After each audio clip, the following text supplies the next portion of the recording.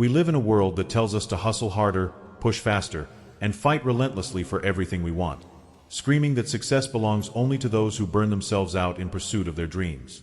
But the ancient Stoics discovered something completely different.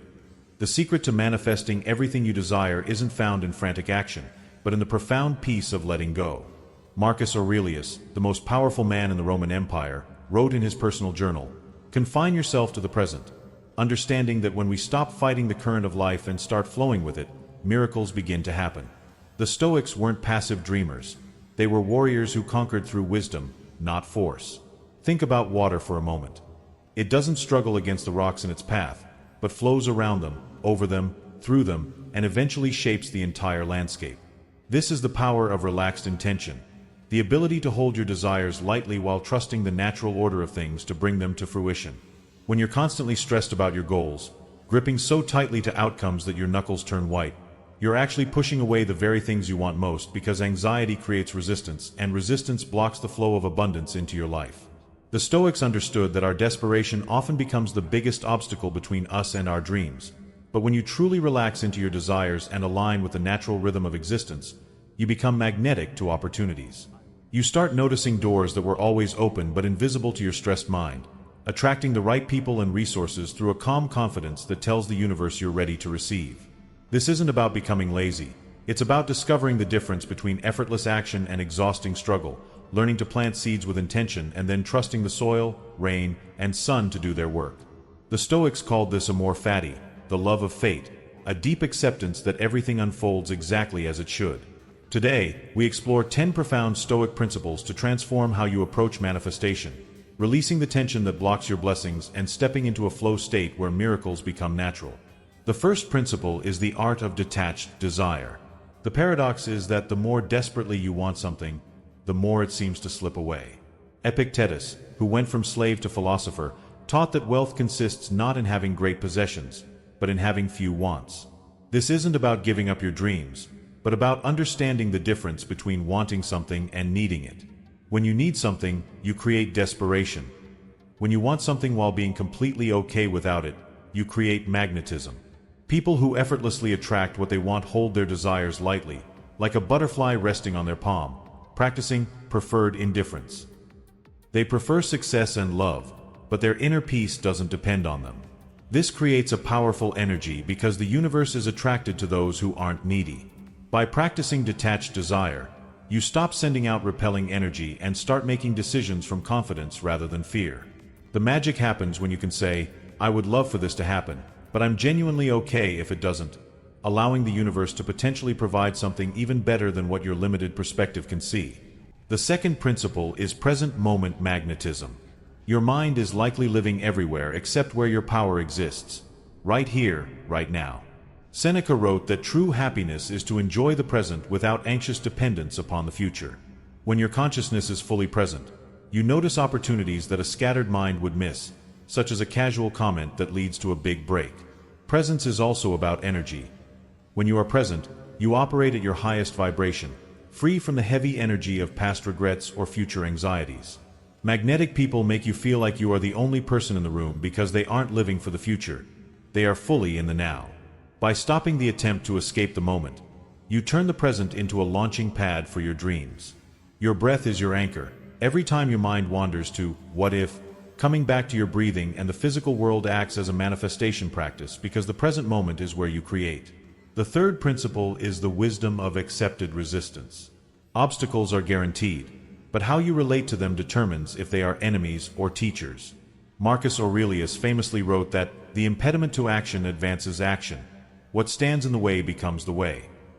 Most people think the universe is working against them when they hit a setback, but every obstacle is an invitation to grow stronger and more ready for what you've asked for. Just as a grain of sand creates a pearl in an oyster, your challenges are not punishments but opportunities to become the person who can handle success. When you accept resistance, you stop wasting energy fighting reality and start using that energy to navigate through it, becoming flexible and persistent like water. Instead of reacting, you ask how the experience is serving your highest good, trusting that sometimes a no is clearing the way for a much bigger yes. The fourth principle is the power of inner authority. Many people give their power away by making external circumstances the boss of their internal state, But true manifestation begins when you reclaim that authority. Epictetus taught that no one can hurt you without your permission. If you believe you can't be happy until a certain event occurs, you have handed the keys to your kingdom to something outside yourself. Reclaiming inner authority means realizing your peace, joy, and sense of abundance are internal decisions, not external conditions. This shift creates incredible manifesting power because you stop operating from lack. When you know your worth isn't determined by external validation, you show up more authentically and take bolder risks. People are drawn to this inner authority, and success gravitates toward those who don't need it to feel valuable. Your external world will always reflect your internal world. Change the inside, and the outside has no choice but to follow. The fifth principle is the art of strategic non-action. In an action-obsessed culture, we forget the difference between being busy and being effective. Sometimes the most powerful thing you can do is absolutely nothing. Lao Tzu taught that by not attempting anything very big, the sage achieves greatness. Much of what we call action is actually anxiety in disguise because stillness makes us uncomfortable. Strategic non-action isn't laziness. It's the confidence to step back after doing your part and trust the process. It's knowing when to plant seeds and when to let them germinate in the dark. Like a master chess player, patience becomes your power. By learning this art, you stop exhausting yourself with busy work and start trusting your intuition about when to act and when to wait.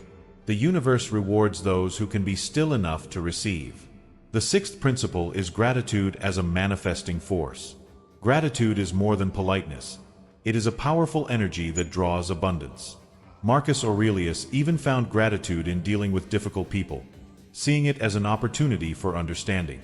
When you practice real gratitude, you shift from a mindset of scarcity to one of abundance, radiating fullness energy rather than lack energy. This isn't about faking positivity. It's about finding genuine appreciation for challenges because they make you stronger. Starting and ending your day with gratitude creates an upward spiral, programming your subconscious to look for more things to appreciate.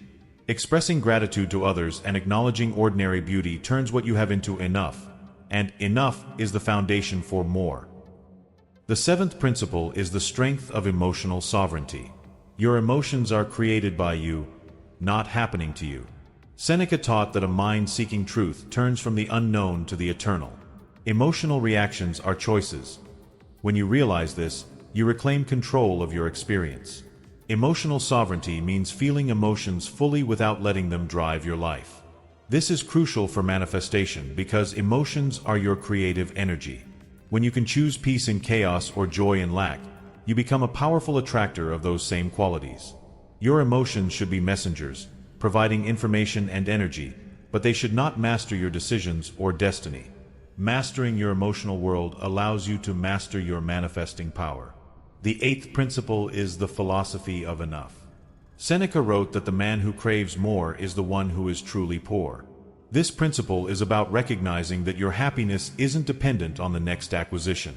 The feeling you think you'll get from achieving a goal is actually available to you right now.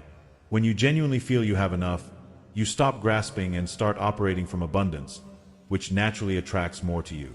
This contentment is not complacency. It is the confidence of knowing you are already whole and valuable regardless of what you acquire. Pursuing dreams from excitement rather than desperation allows you to reach them more effectively. The 10th principle is trust in divine timing. This is the understanding that everything unfolds exactly when it's meant to, not when you think it should. Marcus Aurelius urged us to accept the things to which fate binds us. Impatience is an enemy of manifestation because demanding a specific timeline creates resistance to the natural flow. Trusting divine timing allows you to relax into a wiser rhythm, understanding that delays are often divine protection or preparation. Sometimes you must grow into the person who can handle what you've asked for. Most great blessings arrive as surprises through unexpected paths. Trusting this process allows you to stop trying to control everything and instead notice the magic happening right now. True manifestation is about becoming who you need to be to receive what is meant for you. When you apply these 10 principles, you stop fighting life and start flowing with it, creating a level of consciousness where miracles become natural. Would you like me to create a 30-day Stoic Flow workbook that breaks these 10 principles into daily exercises to help you embody this unshakable mindset?